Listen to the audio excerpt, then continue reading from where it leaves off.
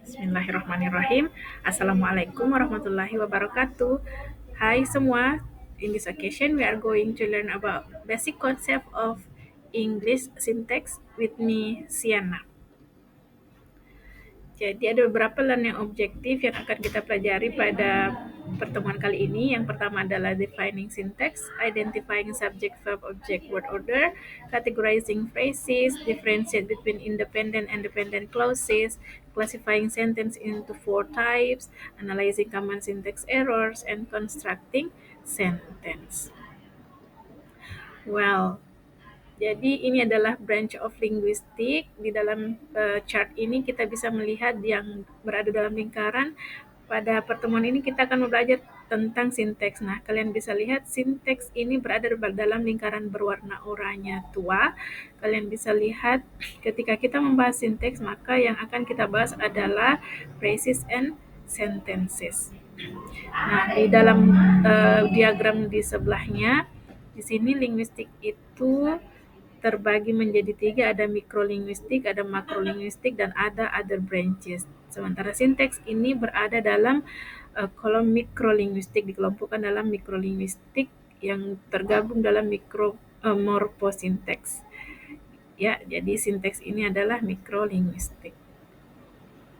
Nah, apa itu sinteks? Jadi sinteks ini adalah ilmu yang mempelajari tentang bagaimana mengkombinasikan kata-kata menjadi frasa dan menjadi sentence. Jadi kita fokus nanti pada aturan, peraturan-peraturan pola dan struktur dalam sebuah bahasa, khususnya dalam bahasa Inggris.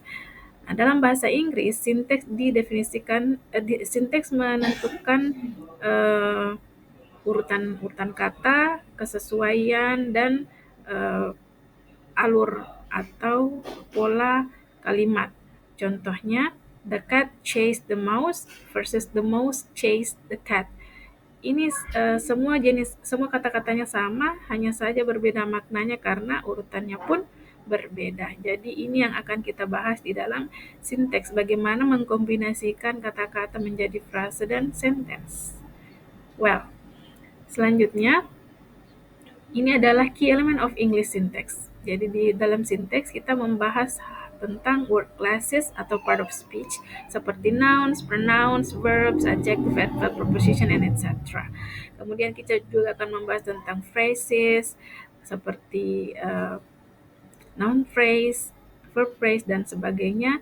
Dan juga kita akan membahas tentang clauses, yaitu group of words containing subject and predicate seperti noun clause, adverbial clause, prepositional clause, dan sebagainya. Serta sentence types, ada simple, compound, complex, dan compound complex. Nah, seperti di samping ini kita bisa melihat bahwa sentence itu terdiri dari noun phrase dan verb phrase, di mana noun phrase-nya adalah the king of friends dan verb phrase-nya adalah had an unhappy life. Kita akan membahasnya lebih lanjut karena ini hanya introduction of English syntax, jadi kita membahas secara umum saja dulu. Nah, ini contoh lainnya, jadi sentence itu terbagi menjadi noun phrase dan verb phrase. Noun phrase-nya di sini adalah my dog Aristotle, dan verb phrase-nya adalah beat the postal carrier on the ankle. Well, word order. Nah, English follow the subject verb object patterns. Contohnya subject she, verbnya reads, objeknya book. Nah, modifiernya usually come before noun. Jadi modifiers dalam bahasa Inggris itu umumnya atau selalu atau biasanya berada sebelum noun. Kemudian adverb often come after main verb or at the end. She sings beautifully.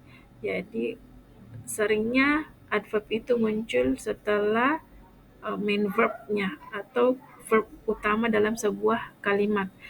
Namun sesungguhnya adverb itu posisinya sangat fleksibel. Kadang dia berada di depan, kadang juga berada di belakang. Contohnya ketika verbnya adalah adverb of time. So sometimes we say, this morning I have my breakfast.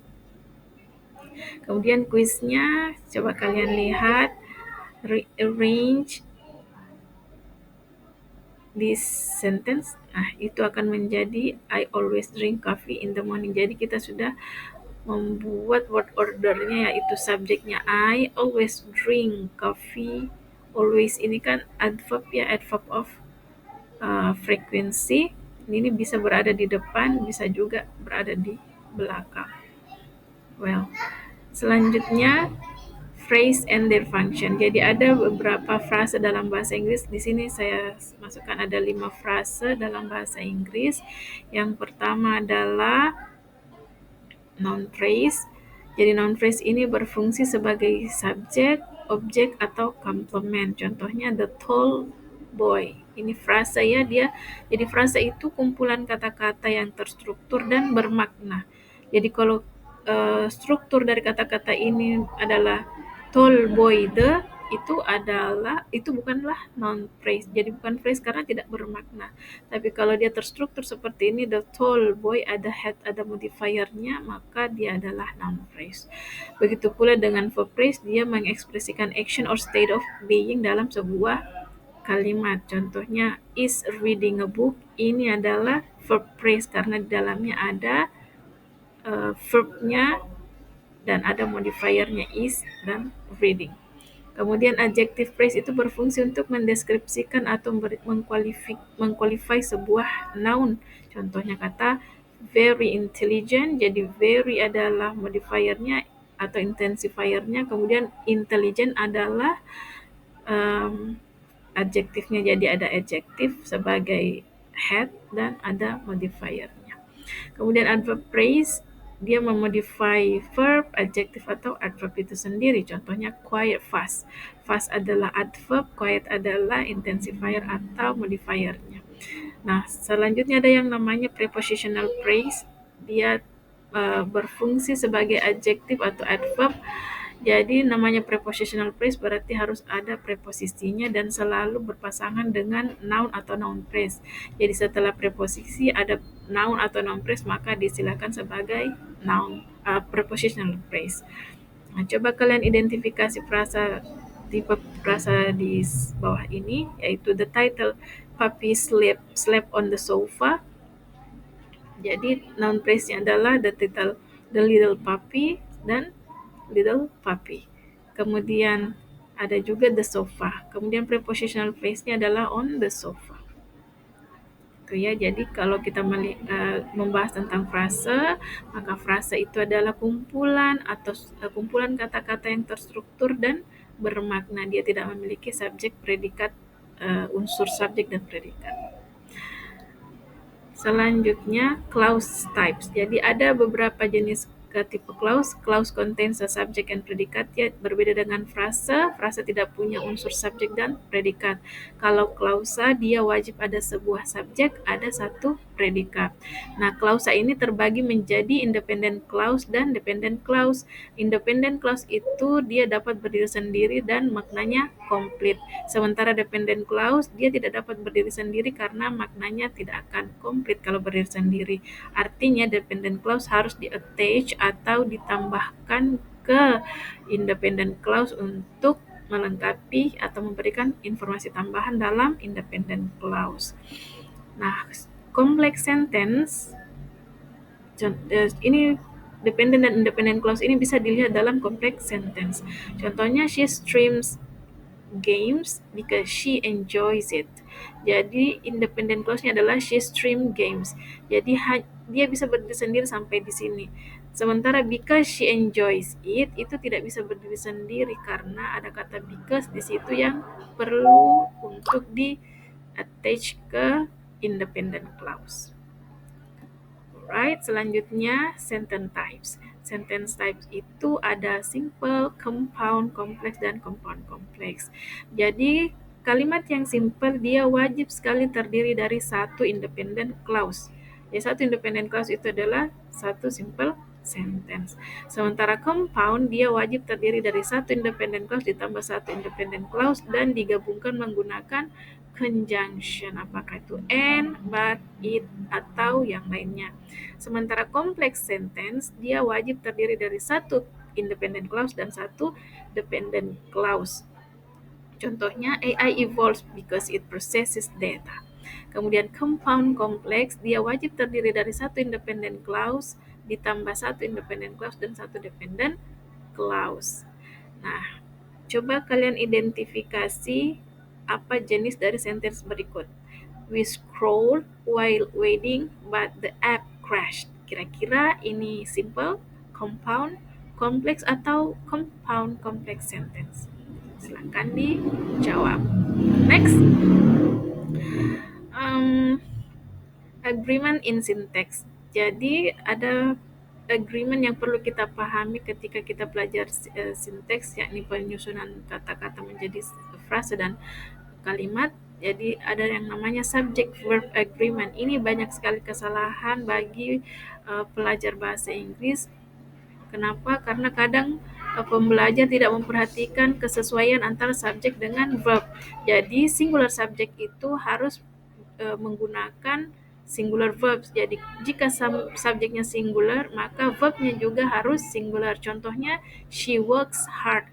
She adalah orang ketiga tunggal, maka works di sini harus berbentuk verb untuk orang ketiga tunggal dalam konteks uh, present tense sentence. Ya, sementara plural subject juga harus menggunakan verb yang plural. Contohnya, they work hard. Nah, they adalah jamak, maka verbnya yaitu work harus jamak juga. Artinya harus sesuai antara subjek dengan verbnya. Tidak boleh terbalik. Contohnya they works hard itu salah karena they adalah jamak sementara works itu adalah kata kerja yang ditambahkan s itu dipasangkan dengan subjek orang ketiga tunggal. Sementara they ini adalah orang ketiga jamak. Well, agreement also applies in pronouns and determiners. Jadi pronouns dan determiners juga itu harus diperhatikan kesesuaiannya. Contohnya, the students an apple. Jadi bukan a apple tapi an apple. Bukan an apples tapi 2, 3 or more apples, ya, gitu. Kemudian let's see which is the correct. The students study hard atau the students study hard. Jadi jawabannya adalah the students study hard. Kenapa? Silakan kalian berikan alasannya nanti di Mentimeter saat discussion. Next, common syntax error. Ini adalah kesalahan-kesalahan umum dalam sinteks. Contohnya running late. Ini tidak ada subjeknya ya. Kemudian yang kedua, she codes daily, she loves Python. Jadi ini run on, tidak ada batasan mana kalimat yang pertama, mana kalimat kedua. Ini langsung bersambung, ini salah ya penulisannya. Harusnya she codes daily. Ini bisa dirubah menjadi complex sentence. Jadinya she codes daily because she loves Python. Kemudian agreement antara the team are arguing itu harusnya the team is arguing. Nah, coba kalian do the correction exercise. They watch Netflix although tired. Di bawah sudah saya berikan jawabannya. They watch Netflix, although they are tired. Ini yang berikutnya, common error dalam sinteks. Yang pertama adalah she don't care, harusnya she doesn't care. Jadi aturannya adalah subject verb agreement. Subjeknya adalah she adalah orang ketiga tunggal, dan do itu adalah verb untuk orang pertama atau orang kedua. Sementara di sini orang ketiga tunggal harus menggunakan does. Kemudian they're going viral harusnya menjadi they're going viral. Jadi mirip ya bunyinya they're dan there. Jadi ini salah penulisannya, harusnya they are going viral. They're going viral. Sama-sama penyebutannya tapi sama kedengarannya tapi salah penulisannya. Kemudian I seen that reel harusnya menjadi I've seen that reel karena ini adalah masalah tenses. Tidak pernah bergabung antara I langsung orang ketiga langsung verb past participle, harusnya I dulu baru have atau has. Karena di sini I maka pasangannya have menjadi seen dan real. Well, jadi modern English examples and variation. Jadi spoken English often shorten structures. Ya, jadi dalam bahasa Inggris secara lisan itu sering sekali menyingkat-nyingkat struktur. Seperti gonna itu dari kata going to, wanna dari want to. Kemudian informal word order in texting. Jadi ketika kita ngechat temannya, kadang kita cukup bilang you coming daripada menggunakan are you coming. Kemudian syntax can be flexible for emphasis. Contohnya into the room walk the teacher. Jadi into the room walk the teacher. Biasanya kan uh, the teacher walk into the room. Tapi untuk emphasis dalam syntax bisa saja menjadi into the room walk the teacher. Sekarang rewrite I can go because I'm busy into an informal text message. Menurut kalian bagaimana bentuknya? Silahkan di teks. Nah, modern English example and variation dalam social media and slang ada model-model elipsis atau penghapusan you coming harusnya menjadi are you coming tapi menjadi you coming. Itu proses elipsis namanya atau penghapusan. Kemudian tag questions contohnya this meme is viral isn't it? Nah, tag questionnya adalah isn't it? Itu untuk penekanan. Emoji sintaksnya one champion, proud, party itu sequential actions. Jadi one itu menggunakan simbol piala, proud menggunakan emoji berkacamata, kemudian party menggunakan kayak trompet pesta seperti ini.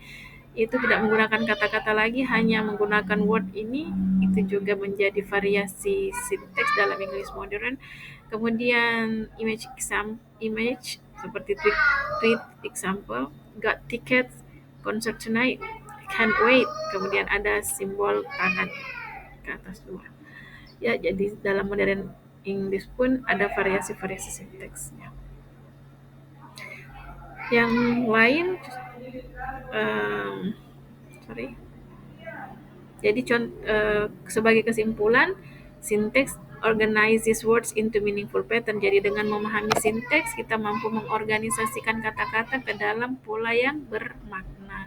Dan dalam bahasa Inggris umumnya aturan strukturnya itu subject, verb, object umumnya ya. Kemudian phrase dan clauses itu adalah building block of sentences. Kemudian modern English allow flexibility in informal context ya, seperti contoh-contoh sebelumnya. That's all about the syntax today. Thank you so much for joining my class. Billahi fisabilil haq fastabiqul khairat. Wassalamualaikum warahmatullahi wabarakatuh. See you.